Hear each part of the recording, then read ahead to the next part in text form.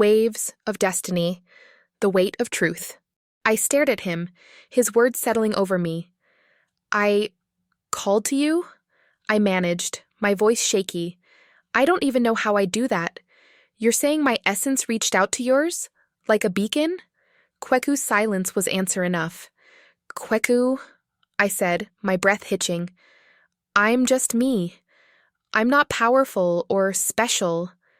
I hesitated, searching his eyes for something to ground me. But if it's true, why would someone like me, plain, human, have aqualith? And why would it match yours? He reached out, his hand brushing mine with a tenderness that stopped my spiraling thoughts. Because, Amma, he said, his voice steady, princely, you are more extraordinary than you know, even if you cannot see it yet. His words settled deep, stirring something within me I wasn't ready to name. It's destiny that we found each other, drawn by the force of what we are, Kweku said, his voice steady. Did you never wonder why you were drawn to Nhyira when you found her in your pool? Or why I trusted you wouldn't harm her? I hesitated, watching as he dove into the water after asking for a moment. When he resurfaced, his gaze locked onto mine. The first time I put her in your pool, you walked past her without seeing her, but paused for a long moment. I know it's because you felt her presence. You were drawn to her. That's why you checked the pool the next morning. Why did you keep searching for her when she vanished? He asked. It wasn't just curiosity. It was something deeper, something you couldn't name at the time, wasn't it? I hesitated, the memory of that day resurfacing. I don't know. Who wouldn't? There was a strange creature suddenly in my pool that vanished. I wanted to make sure I wasn't losing my mind. It sounds reasonable. Yet your search continued for how long? A while, I admitted. Kweku offered me a pointed stare. Be very honest. I was worried. I just felt I had to find her. To make sure she was okay, I guess. Kweku's gaze softened, his expression filled with understanding. Exactly. You felt her, Amma, because your aqualith recognized hers, just as hers recognized yours. When you spoke to her, it wasn't only your words she responded to. It was your very essence. That's what she cleaves to. He paused, letting his words settle before continuing, his voice gentler now. You couldn't have known this, but after her mother died, Nhyira cried endlessly, day and night. Nothing I did could comfort her, not my presence, not my voice, not even the bond we share. She was inconsolable. He hesitated, his voice thick with emotion. But the moment I placed her in your pool, the moment her eyes found you, for the first time since losing her mother, she smiled. As Kweku's words sank in, I realized I wasn't resisting them. Somewhere deep inside, I felt the truth of it all resonating within me. I glanced down at Nhyira, comfortably nestled in my arms, her tiny head resting easily on my chest. The sight struck me like a revelation. I marveled at how natural this felt. The thought of her not being here, of my life without her, seemed impossible now, as though this bond had always existed. I couldn't pinpoint the exact moment it happened, when this little being had become so much a part of me, but she had. I loved her, completely, overwhelmingly. She had woven her magic around my heart, breaking apart the predictability of my once ordinary life and filling it with wonder. And then there was Kweku. My gaze flickered to him, sitting close, his presence as steady and reassuring as the tide. Despite my better judgment, or perhaps because of it, I found myself tethered to him just as deeply. This was no fleeting emotion or passing infatuation. It was profound, impossible to deny, and terrifyingly real. Kweku's voice softened, rich with emotion, his gaze steady on mine, as though the world had stilled for us alone. I can feel it, Amma, the way your heart has opened to her. It's more than I could have ever dared hope for. Her aqualith is present but fragile at her age. Without a mother, it would simply drift into the ether, unanchored and exposed. Your bond has created the shield that holds it in place, protecting her from energies that could harm her. Because of you, our daughter will grow strong. One day, she will take her place as queen." He lifted my hand, cradling it gently between his own, his touch reverent, as though holding something sacred. "You are radiant, Amma, miraculous, more wondrous than any treasure the sea could surrender. Of all the beings who dwell in the ocean's depths, only you could give her what she needs. Only you could create the bond that keeps her alive. Only you could mother a queen." His voice deepened, resonating with unshakable certainty. "You are her calm, her protector, and my heart." His gaze bore into mine, as if willing me to understand the depth of his words. The weight of his declaration settled over me, like the hush of the ocean after a storm. I felt his love radiating, vast and unending, tethering me to this extraordinary truth. I swallowed hard, overwhelmed by the tenderness in his eyes. Frozen in time by the words of this surreal merman, this prince of the sea and all underwater life, I marveled at the impossible beauty of him. "Please understand," he continued, his tone softening. "You're not just a part of my world, Amma. You're the center of it." The profoundness of his words left me breathless. I was speechless, my thoughts swirling in 1,000 directions. What could I possibly say to something so immense, so life-altering?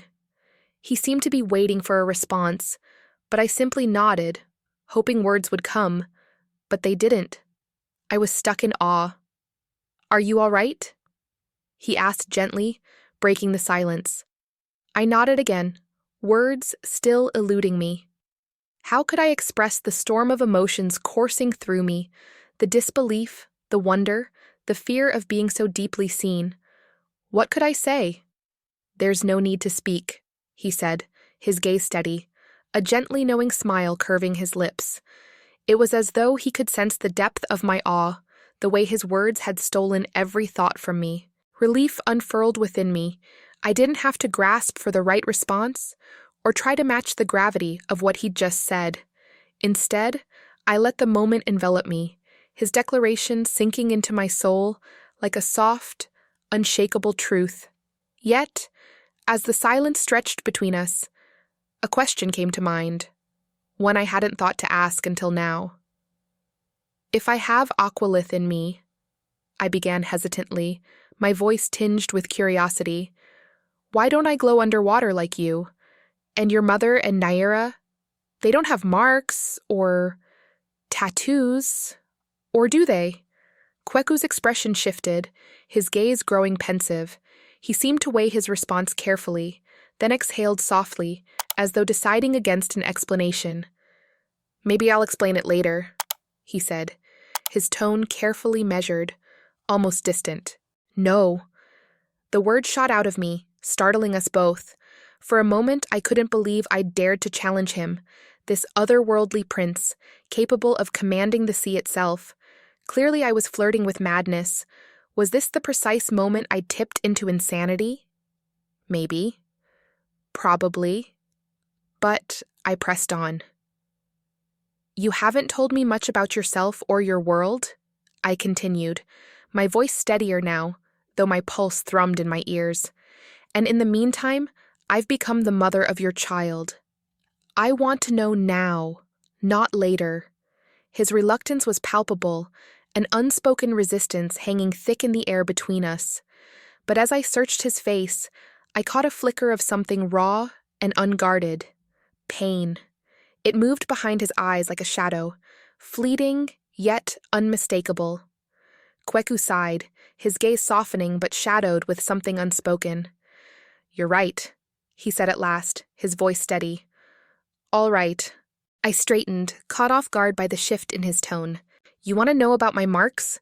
he said, his tone controlled. "I'll tell you. They're called ether veins." His voice dropped lower, deliberate and charged with meaning. "But I can't explain them without speaking of—" He paused, his expression sharpening, hard as steel catching the light. "Dax."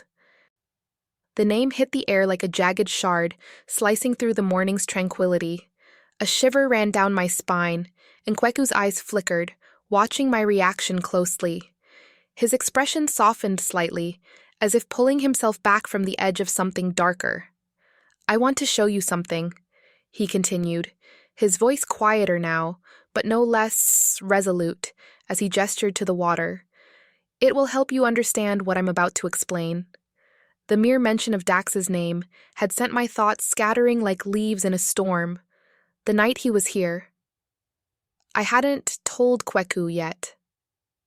My chest tightened and the memory surged. Sharp, insistent, clawing for release. Should I tell him now? Could I? What would he do if he knew? My grip on Nhyira tightened instinctively as a wave of unease washed over me. I glanced at the water, its once inviting expanse now seeming vast and foreboding. "I'm afraid of going back into the water," I admitted, my voice trembling despite my best effort to steady it. Kweku's brow furrowed, confusion flickering across his face. "Afraid? Amma, why?" "Dax was here the other night," I blurted out before I could second-guess myself. Kweku's entire body stiffened, his posture rigid as if struck by an invisible blow. His brown eyes widened briefly in shock before narrowing, their glow intensifying into a furious blaze. Concern and fury clashed in his expression, a storm brewing just beneath the surface. When he finally spoke, his voice was a low, sharp growl. What?" The gentle aura that always surrounded him evaporated in an instant. His question was laced with restrained rage, but beneath it lay an unmistakable undercurrent of worry. "He was here? He dared to come near you. Again." His voice tightened on the last word, each syllable vibrating with simmering accusation. He moved closer, his questions rising in intensity as his control seemed to fray with each word, his worry fueling his anger. "Amma, what did he do? Did he touch you? Did he hurt you?" "No," I blurted quickly, my heartbeat hammering in my chest, the intensity of his next question scaring me before it could even form. His gaze flicked to Nhyira in my arms, then back to me, and in his eyes, I saw the simmering rage toward Dax flare anew, sharp and unrelenting. Kweku's hand hovered, his fingers twitching as if resisting the urge to grab my shoulder, to hold me close. His presence felt like a storm building, held barely in check. "Then tell me, what happened?" I swallowed, feeling the pressure of his gaze. The words hovered on the edge of my tongue. He saved me. The thought alone felt disjointed and strange, like trying to fit the wrong pieces of a puzzle together. Dax, and saving me?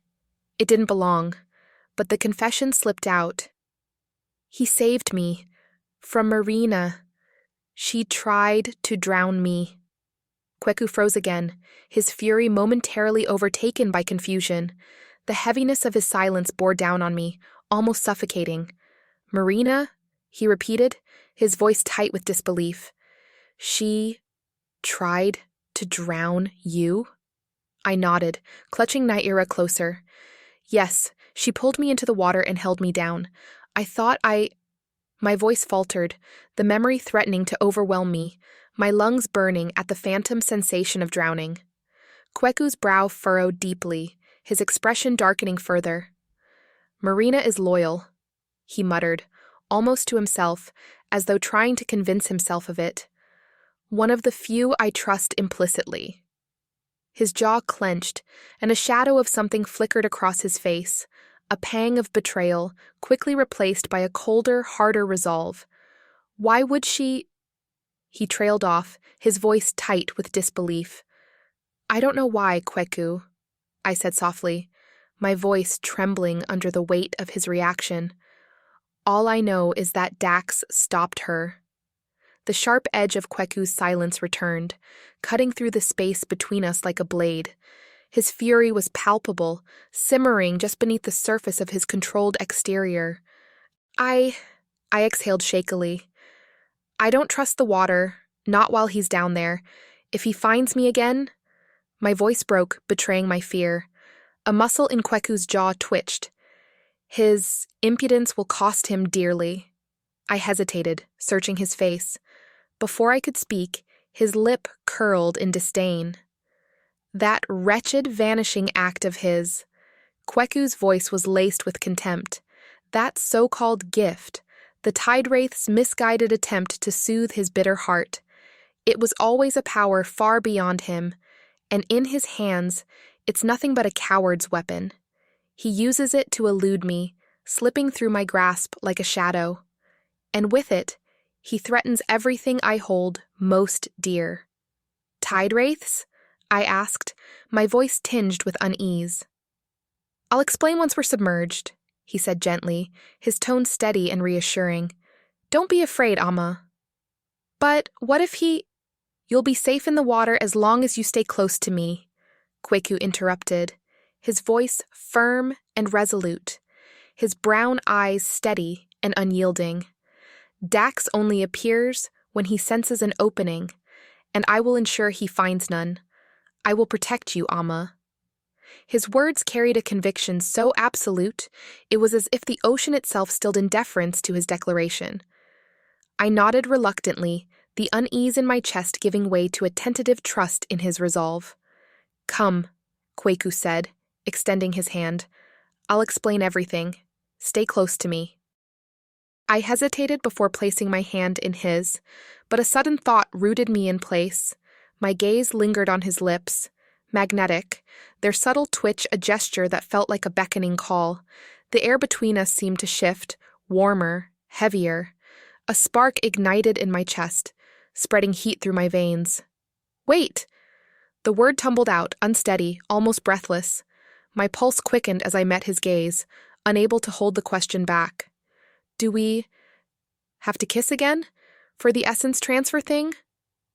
Kweku's lips curved slightly, just enough to send my heart stumbling as my entire being zoomed in on them. His brown eyes held mine, a flicker of something unreadable flashing through them. No need, he murmured, his voice steady but low, like the tide pulling at the shore. We kissed only a short while ago. My essence has already been shared with you. Oh, I managed, the word catching in my throat. The heat in my face was unbearable now, and I felt my embarrassment pooling in my chest like molten lava. Disappointment pricked at the edges of my mind, unwelcome and undeniable. His eyes hadn't left mine, and the weight of his attention made the air feel too thick to breathe. He raised a brow, amusement flickering in his expression. You've no idea how hard it is to restrain myself now that I know what you want. His tone softened, but his words landed with a deliberate weight. There are things you should know before I take you. His gaze lingered, and a faint smile played at his lips. Perhaps it's a good thing there's no need to kiss you just now. Take me? Oh my God. His words echoed in my mind, conjuring vivid images that sent my heart into a gallop. Given Kweku's reputation as a merman of his word, I knew that if he promised something, anything, it would happen. The thought sent a shiver through me, a mix of anticipation and impatience. I had been the one to insist on him answering my questions first, but now I found myself second-guessing. Perhaps the sequence could be rearranged? I ventured, my voice hesitant, yet hopeful. So, is skipping ahead an option? Kweku burst out laughing, the sound rich and unrestrained, his eyes twinkling like sunlight on the water, a warmth that seemed to wrap around me entirely. I froze, my thoughts spinning as conflicting emotions surged within me. Moments ago, I had been consumed by fear, haunted by the shadow of Dax. Now, the warmth in Kweku's gaze pulled me toward him like an irresistible tide. Was it Dax I feared, or Kweku I craved? The whiplash left me reeling, dizzy with the storm of it all. Heat rushed to my cheeks as his laughter rumbled gently, the sound brushing against my frayed nerves like a warm breeze after a storm. His hand grazed mine, just a fleeting touch, but it carried both comfort and an electrifying spark that sent vibrations through me. Before I could catch my breath, He gently scooped Nhyira from my arms, with a natural grace, cradling her securely against his chest. His movements were deliberate, almost reverent, as if holding her was as vital as breathing. "Come," he said to me, his tone an invitation and a promise. He slipped from the rock into the water, and it responded to him as if alive, embracing him as though it knew its prince. I followed, hesitantly at first, but the moment the ocean wrapped around me, I felt its pull, subtle but undeniable. As we submerged, the salt water kissed my skin. I marveled at how easily I could breathe beneath the waves. It no longer felt strange. Instead, it felt completely natural. Kweku's form shifted as we submerged, and I found myself startled anew by his impossible beauty beneath the waves. His glowing ether veins pulsed with an otherworldly light, tracing his skin like living constellations. His green eyes, impossibly bright, blazed with an intensity that sent a current through me. He scanned our surroundings with a predator's sharpness, his expression a mask of fierce focus. It didn't take long to realize why. Kweku was on high alert, his presence radiating a protective energy so potent it rippled through the water in visible pulses. He wasn't just looking, he was searching. For Dax. The thought gripped my chest, tightening like an invisible vice as I briefly imagined them fighting again down here, the danger palpable and terrifying. The water, which had felt calm moments ago, seemed to grow heavy with the possibility of conflict. But then, just as swiftly as his power surged, it softened when his gaze met mine. The storm in his eyes settled, and the intensity of his presence shifted to something grounding and steady. He moved closer, and with a warm, playful gesture, he touched his forehead to mine. The simple contact eased some of the tension in my chest, his slight, reassuring smile playing on his lips as if to tell me everything would be fine. I couldn't help but smile back up at him, warmth spreading through me. The weight of the situation faded, replaced by the quiet reassurance in his expression. With a measured, deliberate movement, Kweku opened his arms and released Nhyira into the water. She darted through the water like a ribbon of light, her tiny body twisting and turning with breathtaking agility. The sunlight filtering through the waves caught her scales, casting shimmering green patterns all around us. Her laughter, a soft, bubbling melody, filled the water as she moved with effortless grace that left me awestruck. "She's incredible," I whispered, unable to take my eyes off her. Kweku's expression softened further as he watched his daughter. "She's where she belongs," he murmured. But my wonder was short-lived. The thought of Dax crept into my mind, unbidden and unwelcome. His voice echoed sharply in my memory. "I plan to take you, Amma, but the time is not yet right." My heart quickened and I stiffened, remembering too late that Kweku could hear my thoughts down here. His eyes snapped to mine, glowing with a sharp intensity. The moment our gazes locked, a chill ran through me. I knew he had heard everything. His green eyes darkened, stormy and intense, as the water around us seemed to ripple in time with his fury. The ocean itself seemed to respond, a low, thrumming pulse emanating outward from him. "Kweku, Amma!" Kweku interrupted, his voice tense, trembling with restraint. His gaze bore into mine, unyielding. "I could barely hear your heart up there, but now—" His words, "Tell me, what else did he say to you?"